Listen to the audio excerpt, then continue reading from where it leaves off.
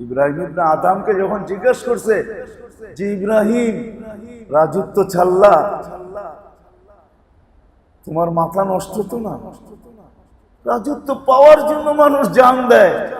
তুমি বলখের রাজত্ব পায়া তুমি জঙ্গলে বাস করো, আবার আমরাও পাগল প্রজা তোমার জন্য অপেক্ষা করি। সবাই ভাবতেছি তুমি একদিন না একদিন বুঝবে, ফিরে আসবে, কিন্তু মাস পার হইয়া বৎসর পার হইয়া যাইতেছে, তুমি তো ফিরতেছ না। তুমি তো আরো দেখি জঙ্গলকে ভালো করে ধরতেছ। রাত্রে জঙ্গলে কাটাইলে দিনে মরুতে কামাও, দিন মরুতে কামাইলে রাত্র মরুতে কাটাইলে দিন জঙ্গলে কাটাও।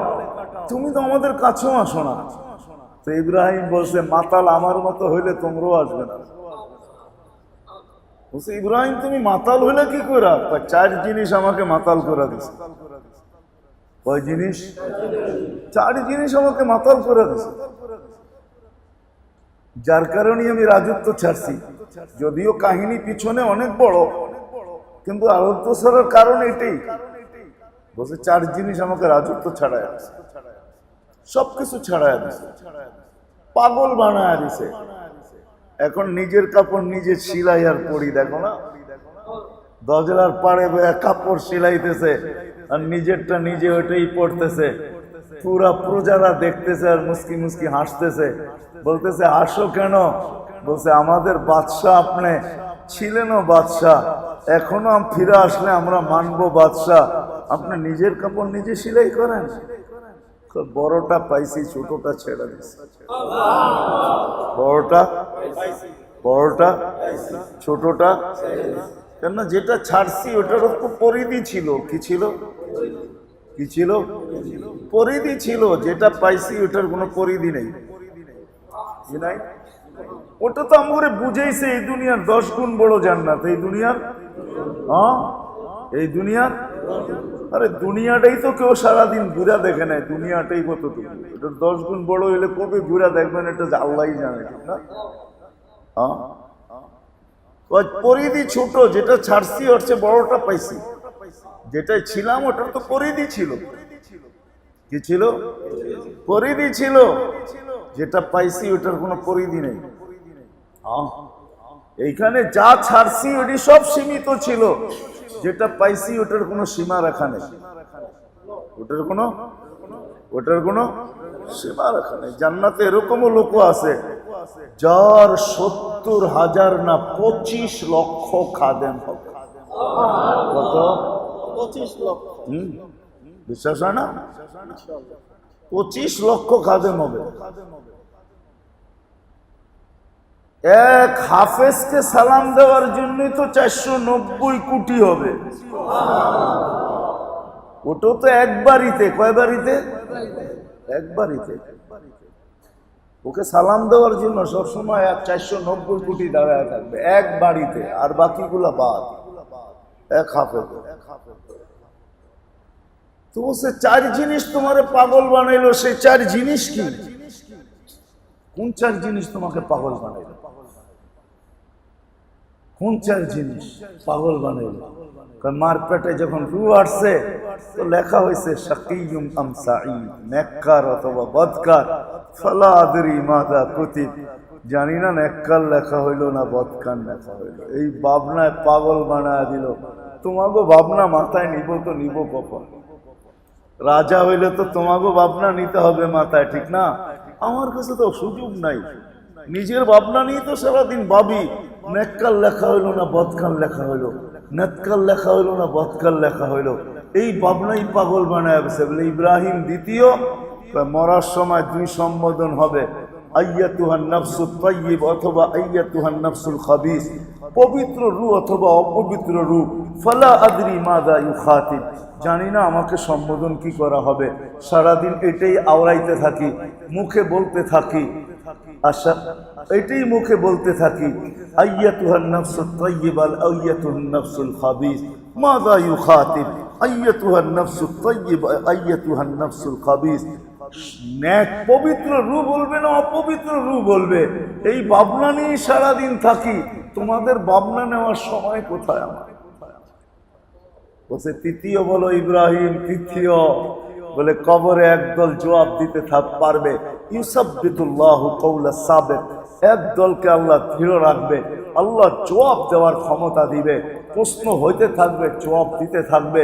আরেক দল তো প্রশ্নের আগেই জবাব দিয়া দিবে, আরেক দল তো দূরে থাকতেই প্রশ্ন মেরা দিবে, বলবে এই প্রশ্ন করবা, জবাব নিয়ে দূরের থেকেই চলে যাও, কাছে না, একটু আরাম করতে দাও। এরকমও হবে। আরেক দল জবাব দিতে পারবে না, ফালা আদরিয়া উচিত আবলাম উচিত, আমি জানি না আমি জবাব দিতে পারবো কি পারবো না, আমি জানি না ইউসাব্বিতুল্লাহু কওলা সাবিত ওয়ালাম ইউসাব্বিত, আমি জানি না আল্লাহ আমাকে দৃঢ় রাখবে কি রাখবে না। এই ভাবনা নিয়েই তো আমি পাগল। তোমাদের ভাবনা নেওয়ার সুযোগটা কোথায়? বসে চতুর্থ ইব্রাহিম, বসে ফারিকুন ফিল জান্নাতি ওয়া ফারিকুন ফিস সাঈদ। কিয়ামত দুটেই দল হবে, একদল জান্নাতে যাবে, একদল জাহান্নামে যাবে। ফালা আদরি মিন আইয়িল ফারিকাইন, আমি জানি না আল্লাহ কোন দলের অন্তর্ভুক্ত আমাকে করবে। ওই ভাবনা নিয়েই পাগল। তোমাদের ভাবনা নেওয়ার সুযোগ কোথায়? সত্য এটাই। আসেন আসেন, এটার জন্য দুটা কাম লাগবে। দুটা কাম করতে পারবেন? হ্যাঁ, দুটা কাম লাগবে। যদি করতে পারেন, ওয়াদা করতে পারেন, তাহলে বলবো, নাহলে বলবো না। ওয়াদা? হ্যাঁ হ্যাঁ। 24 ঘন্টার প্রথম যেটা লাগবে, এটা লাগবে আল্লাহ ওয়ালাদের সোহবত। কার সোহবত? আল্লাহ। তালাশ করে নেন।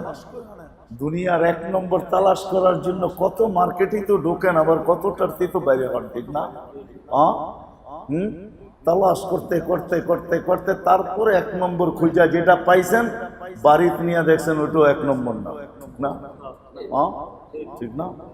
দুনিয়ার পিওর তালাশ করার জন্য যদি এত ঘাম জড়াইতে পারেন এই গরমের দিনে, তাহলে আল্লাহওয়ালা তালাশ কেন করবেন? আল্লাহওয়ালাদেরকে তালাশ করবেন, আল্লাহওয়ালাদেরকে তালাশ করবেন। সহি তরতিব শিখায়া দিই আমি, আল্লাহওয়ালা পাওয়া তরতিব শিখায়া দিই। এটার জন্য ডেলি 2 রাকাত সালাতুল হাজত পড়েন আর আল্লাহর কাছে চান, আল্লাহ কোন হক্কানি আল্লাহওয়ালা আমাকে মিলায়া দেন।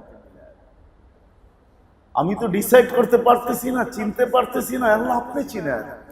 পড়তে থাকেন, একদিনে হবে না, ইনশাআল্লাহ পড়তে পড়তে একদিন আপনার সামনে আসবে, আল্লাহ পাওয়ায় দিবে।